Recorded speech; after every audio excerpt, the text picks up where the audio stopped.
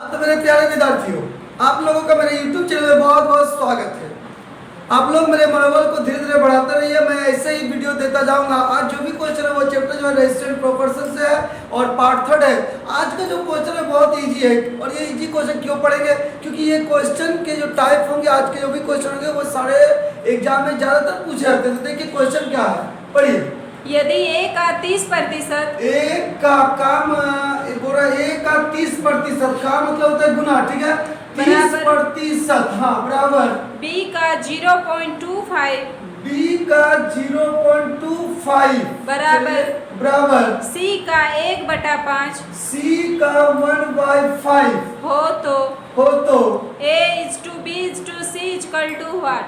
ठीक है। ABC का रेशियो चाहिए। देखिए प्रश्न यह है, A का 30% इज इक्वल टू B का 0.25 इज इक्वल टू C का 1/5 हो तो ABC का रेशियो क्या होगा? तो देखिए सबसे पहले क्या करते हैं हम लोग, इसको तरीका तो बहुत सारा होता है लेकिन इजी वे में जो न्यू बच्चे हैं उनके लिए ध्यान दीजिएगा। सबसे पहले हम क्या करते हैं, इसको परसेंटेज हटाते हैं तो नीचे 100 आएगा। या पॉइंट काटेंगे तो बटा होना का डिजिट है, पॉइंट के बाद तो 0 हो जाएगा। फिर आप इसको लोग शॉर्ट करते हैं, कैसे करें? इसको काटिए 10 या 30, 10 10 100, इसको काटिए 25 का 25, 25 चौके 100। अब इसको सॉल्व कीजिए, क्या होगा यहाँ से 3A/10 इज इक्वल टू यहाँ पे क्या होगा B/4, यहाँ क्या होगा C/5 एन होगा। देख लीजिए, क्लियर है, कोई दिक्कत नहीं ना। अब देखिए हम क्या करते हैं, इसको हम क्या कर सकते हैं, क्रॉस मल्टीप्लाई कर सकते हैं। यहाँ पे यदि इसको क्रॉस मल्टीप्लाई करेंगे तो क्या बोलेंगे 4 या 12A बराबर 10B ये बोलेंगे। और यहाँ यदि हम क्रॉस मल्टीप्लाई करते हैं तो क्या बोलेंगे 5B बराबर 4C। अब देखिए A अनुपात B अनुपात C आपसे मांग रहा है, तो A और B में हम क्या लिखेंगे, A का लिखेंगे 10 और B का लिखेंगे 12। क्यों? क्योंकि उल्टा होता है। कैसे होता है भाई, 12A बराबर यदि 10 भी लिखते हैं, यदि हम लिखे A/B तो पहले 10 और फिर 12 को लिखा जाता है, ठीक है। तो A का 10 हो गया, B का 12, क्लियर है। वही चीज की है।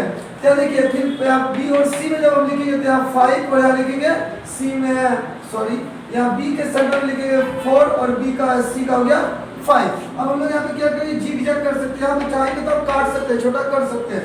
चलिए 10 चौक हो गया 40, 12 चौक हो गया 48 और 12 बचे 60। ABC का रेशियो चाहिए। रेशियो मतलब छोटा लो, इसको छोटा कर दीजिए। किससे कटेगा? देखिए तो तीनों 4 से कट रहा है, 4 × 40, 4 × 48, 4 × 15 60। तो 10:15:12 आपका आंसर होगा। क्लियर? हाँ तो देखिए नेक्स्ट क्वेश्चन। यदि A अनुपात B बराबर 1/2 अनुपात 3/8 1/2 अनुपात 3/8 B अनुपात C बराबर B अनुपात C दिया हुआ है 1/3 अनुपात 5/9 चलिए 1/3 अनुपात 5/9 तथा C अनुपात D बराबर 5/6 5/6 अनुपात 3/4 अनुपात 3/4 हो तो A अनुपात B अनुपात C अनुपात D बराबर देखिए तो ABC और D का रेशियो मांगा है, ABCD का रेशियो मांगा है। क्वेश्चन को देखिए क्या करते हैं। देखिए ये बट्टा में दे दिया है, आप इसको क्या कीजिए, जब भी बटा दिया तो दोनों जो नीचे दिया उनका आप एलसीएम ले लीजिए, जो भी आएगा उससे दोनों को गुना कीजिए, आपका रेशियो शॉर्ट होगा। और यदि नहीं आपको करना तो रेशियो प्लटो पर गुना होता है, ठीक है। इसको हम गुना में करेंगे तो क्या होगा 3/8 तो पलट जाएगा तो क्या आ जाएगा 8/3, ठीक है। तो मैं गुना कर दिया 8/3। यहाँ पे तो वही चीज करते हैं, तो जगह आप गुना करेंगे तो जगह 9/5। यहाँ पे पलटेंगे तो क्या होगा 4/3, क्या होगा 4/3, यही था 4/3। अब देखो मैं छोटा कर देते हैं, 2 चौके 8, यहाँ हो रहा है तो कर दीजिए 3 तिया 9 और यहाँ 2 तिया 6 और 2 दूनी 4। क्लियर? अब ABCD डालिए। AB का रेशियो हम क्या बोल सकते हैं, A का E हो गया, B नीचे हो गया, तो क्या बोल सकते 4 को 1 से गुना करें तो 4 हो जाएगा और B का आ जाएगा 3। फिर BC को जब हम डालेंगे तो B का हो गया क्या 3 को 1 से करेंगे 3 और C का आ जाएगा क्या 5 और CD में क्या आ जाएगा 5 दूनी हो जाएगा 10 और D का आ जाएगा 3 तिया 9। बस अब आप लोग को ये रेशियो बता चुके हैं ना, क्या करना है भाई, सबको पता होगा। 3 4 12 12 दहाई 120, अब ये हट जाएगा ना 3 तिया 9 9 दहाई 90, अब ये हटेगा ना 3 5 15 15 दहाई 150, अब ये हट गया 3 बचे 15 15 ना 100 35। यदि कट रहा है तो आप काट दीजिए, कट रहा है देखिए 5 से सारा कटेगा, 5 से काटिए, 5 दूनी 10, 5 चौके 20, 5 18 90, 5 तिया 15 और 5 से काटेंगे 5 दूनी 10, 5 सत्ते और यहाँ कटने वाला देखिए 3 का टेबल से सारा कटेगा तो 3 अठे 24, 3 छः 18, 3 दाएं 30, 3 नम 27। तो आपका आंसर हो जाएगा 8:6:10:9। क्लियर? चलिए ठीक है। देखिए नेक्स्ट क्वेश्चन जो है वो क्वेश्चन होगा हिट एंड ट्राइड से। देखिए नेक्स्ट क्वेश्चन पढ़िए। 5, 13, 22 तथा 47 में से देखिए 5, 13, 22 और 47 ये 4 संख्या दिया गया है, ठीक है। प्रत्येक में क्या जोड़े की प्राप्त संख्याएं समानुपाती हो? प्रत्येक में क्या जोड़ दे, जो भी जोड़ेंगे चारों में जोड़ेंगे और जोड़ने के बाद संख्या समानुपात हो जाएगा। जिससे कहने का मतलब ऐसे समझिए, यदि हम 5 में जोड़ेंगे x तो 13 में भी हम x जोड़ेंगे, ये बराबर हो जाएगा जब हम 22 में x जोड़ेंगे और उस 47 में x जोड़ेंगे, ये अनुपात और ये अनुपात समान हो जाएगा। ठीक है, तो हम लोग क्या करते हैं, जब भी इस तरह का प्रश्न रहेगा तो आप क्या कीजिए, बाय ऑप्शन चलिए। जैसे हम पहला ऑप्शन यदि 2 को चेक करते हैं तो 5 में 2 जोड़ते हैं तो 7, 13 में 2 जोड़ते हैं 15, 22 में 2 जोड़े 24 और 47 में 2 जोड़े तो 49। क्या लग रहा है ये समान हो गया? नहीं हुआ, आंसर 2 नहीं होगा। क्लियर? इसी तरह जब हम ऑप्शन सी को चेक करते हैं, ऑप्शन बी को चेक कर लीजिएगा, वहां पे भी नहीं होगा।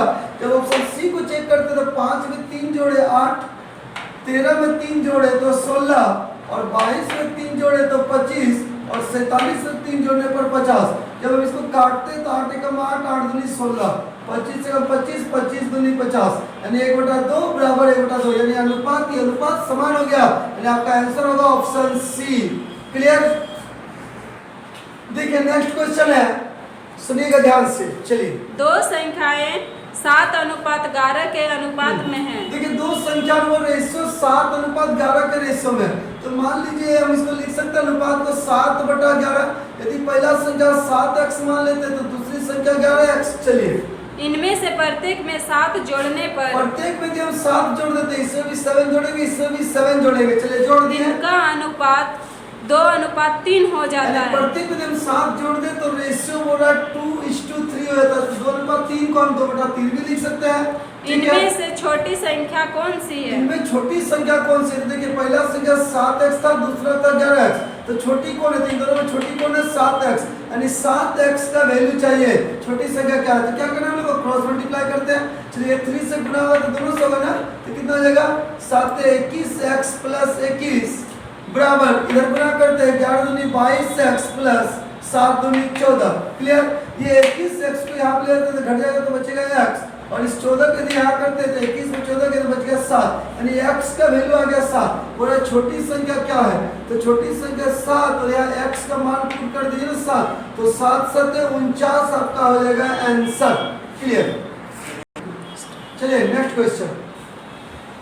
2 प्राकृतिक संख्याएं 3:5 के अनुपात में है। देखिए 2 प्राकृतिक संख्या नेचुरल 2 नंबर है, जो रेशियो दिया हुआ है क्या है? 3:5। 3:5 के रेशियो में वो संख्या दिया हुआ है, ठीक है, 3:5 में। चलिए आगे।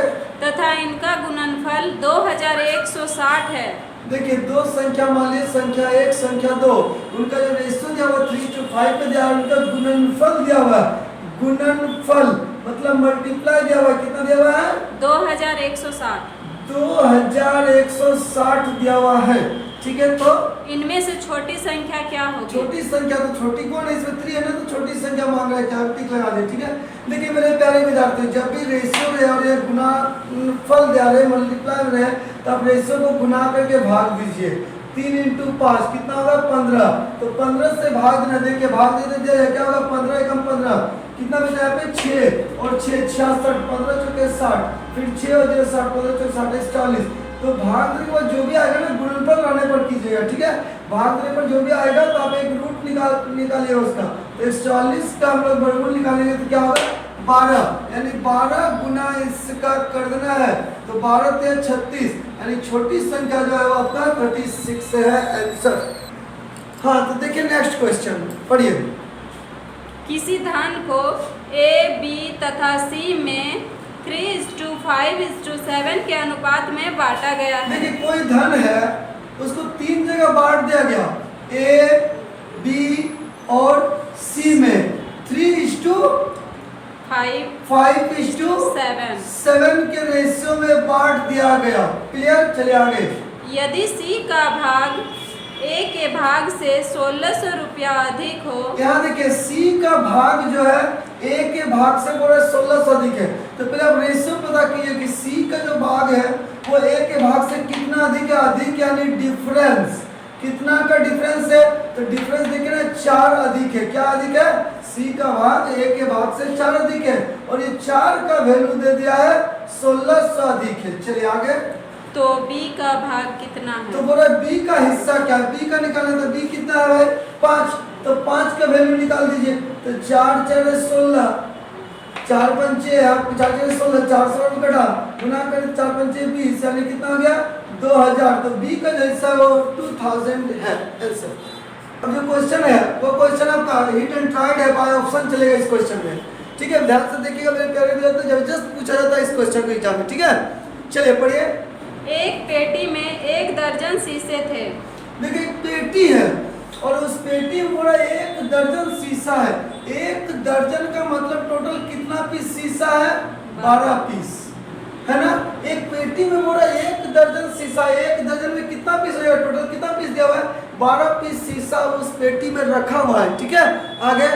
पेटी के गिरने पर टूटे हुए तथा बिना टूटे हुए शीशों का अनुपात निम्न में से कौन सा नहीं हो सकता? देखिए वो पेटी क्या होना, हाथ से छूट गया, पेटी जमीन पर गिर गया, और गिरने के बाद बोल रहा है क्वेश्चन में कि कौन सा रेशियो नहीं हो सकता। पेटी के गिरने से टूटे हुए तथा बिना टूटे हुए शीशों का जो अनुपात होगा कौन सा नहीं हो सकता है, बोला कौन सा नहीं, यानी नोट वाला मांग रहा है। ठीक है मेरे प्यारे विद्यार्थियों, तो जब भी इस तरह क्वेश्चन रहे तो आप सीधे बाय ऑप्शन चलिए। चलिए चारों ऑप्शन को पेश किया जाए। 2:1, 2:1, 3:1, 3:1, 3:2, 3:2, 7:5। 7:5, ये 4 रेशियो है आपके पास, कौन सा नहीं हो सकता? तो देखिए वही नहीं होगा जो टोटल को भाग नहीं देगा। तो टोटल जब यहाँ 12 पीस से 2 और 1 3 से जोड़ के भाग देते हैं, तो 3 से ये भाग लग जा रहा है, मतलब ये हो सकता है, ऐसा टूट सकता है। और पूछा गया कौन सा नहीं हो सकता है। जब हम 12 पीस को 3 और 4 से जोड़ के भाग देते हैं तो 4 3 12, ये भी कट रहा, ये भी हो सकता है। जब हम 12 पीस को 7 5 12 से भाग देते हैं, ये भी कट रहा, ये भी हो सकता है। लेकिन जब हम 12 पीस को, क्योंकि टोटल है ना, तो रेशियो में जोड़ के भाग दे रहे, तो 3 और 2 के 5, 5 से जब हम भाग दिए तो भाग नहीं लगा, 5 दूनी 10, बचा रेस्ट, रिमाइंडर शेषपद 2 बच गया, यानी ये भाग नहीं लग रहा है। इसका मतलब ये किसी भी कंडीशन में इस रेशियो में नहीं टूटेगा। आपका आंसर होगा ऑप्शन सी। पढ़िए। एक चतुर्भुज के कोण। देखिए एक चतुर्भुज है, कोई भी आकार में ले लेते हैं चतुर्भुज। एक चतुर्भुज का कोण है, मान लीजिए ये ए ले लेते हैं, ये बी ले लेते हैं, ये सी और ये डी। चलिए आगे। 6:3:4:5 के अनुपात में है। यानी ये जो 4 को है ए बी सी डी, ये 6:3, 3:4, 4:5 के रेशियो में है। ठीक है, ये ए बी सी डी 4 है, ये जो रेशियो दिया हुआ है 6:3:4:5 के रेशियो में, इसको ऐसे समझिए। तो देखिए चतुर्भुज के चारों कोणों का जो योग होता है वो योग कितना होता है? 360 डिग्री, है ना। और जब भी योग दिया जाता है रेशियो को जोड़ के भाग देंगे, तो 6 3 9 4 9 4 13 13 5 18 जोड़ के भाग दिया, 18 दूनी 36 यानी 20 गुना, है ना। 20 गुना, यानी सबको हम लोग 20 से मल्टीप्लाई कर देंगे। सबको 20 से गुना करेंगे तो 20 से गुना करेंगे कितना होगा? 120 डिग्री। ये कितना होगा? 20 दिया 60 डिग्री। ये कितना होगा? 20 चौक 80 डिग्री। और ये कितना होगा? 20 बचे 100 डिग्री। क्लियर। तो मान लीजिए कि ये जो है 120 डिग्री है, तो ये जो आ गया ये आपका 60 डिग्री है, ये सी आ गया आपका 80 डिग्री, और डी जो है वो आपका 100 डिग्री है। क्लियर, ये 4 हो गया। चलिए आगे पढ़ते हैं। एक त्रिभुज का सबसे छोटा कोण। देखिए एक त्रिभुज है, इस त्रिभुज में भी हम 3 कोण ले लेते हैं। त्रिभुज जिसकी 3 भुजा है, मान लीजिए ये ले लेते हैं, चलिए ये नहीं लेते हैं, हम इसको ले लेते हैं एक्स वाई जेड, है ना। इसको हम क्या ले लेते हैं? एक्स वाई जेड ले लेते हैं। समझिएगा, सबसे छोटा तो मान लीजिए ये सबसे छोटा है, उससे बड़ा ये है, इससे बड़ा ये है, ये याद रखिएगा। ये सबसे छोटा है, उससे बड़ा इसको मान लीजिए उससे बड़ा ये है। चलिए आगे। चतुर्भुज के सबसे बड़े कोण का 1/4 है। देखिए बोल रहा है, फिर से क्वेश्चन थोड़ा सा बोल दीजिएगा। एक त्रिभुज का सबसे छोटा कोण एक त्रिभुज का सबसे छोटा कोण, मान लीजिए ये सबसे छोटा कोण है, ठीक है। ये जो छोटा कोण है एक चतुर्भुज के सबसे छोटा कोण चतुर्भुज के सबसे बड़े कोण का 1/4 है। चतुर्भुज का सबसे बड़ा कोण यहाँ देखिए कोण है 120 डिग्री, और इस 120 डिग्री का बोल रहा है 1/4 है। बोल रहा है कि त्रिभुज का जो सबसे छोटा कोण है, चतुर्भुज के जो सबसे बड़े कोण है 120 डिग्री, उसका 1/4 है। तो 4 तिया 12, इसका मतलब ये जो हम लोग का है ये कितना डिग्री का आ गया हम लोग का 30 डिग्री, 30 डिग्री। क्लियर। चलिए आगे। त्रिभुज का सबसे बड़ा कोण त्रिभुज का सबसे बड़ा कोण, इसको लिए तो लोग जेड को। चलिए। चतुर्भुज के दूसरे सबसे बड़े कोण से 10 डिग्री अधिक है। तो देखिए चतुर्भुज का दूसरा सबसे बड़ा कोण है, कौन है? पहला सबसे बड़ा कोण 120 डिग्री, दूसरा सबसे बड़ा कोण है 100 डिग्री, और इससे बोल रहा है कि 10 डिग्री अधिक है। तो 100 में 10 डिग्री अधिक कर देंगे तो ये हो गया हम लोग का 110 डिग्री। ये त्रिभुज का दूसरा कोण हम लोग का निकल गया। और आप लोगों को पता है कि त्रिभुज के तीनों कोणों का योग होता है 180 डिग्री। तो 110 और 30 हो गया 140, बचा कितना 40, यानी त्रिभुज का जो ये कोण होगा ये कितना होगा 40 डिग्री का होगा। तो इसका त्रिभुज का सबसे बड़ा हो गया 110, दूसरा बड़ा हो गया 40 डिग्री, और तीसरा पहला सबसे बड़ा हो गया 110, दूसरा हो गया बड़ा 40, और सबसे छोटा हो गया 30 डिग्री। चलिए पूछ क्या रहा है? त्रिभुज का दूसरा सबसे बड़ा कोण कितना है? तो त्रिभुज का दूसरा सबसे बड़ा कोण कौन दिख रहा है इसमें से? दूसरा बड़ा 40 डिग्री आपका आंसर होगा। क्लियर।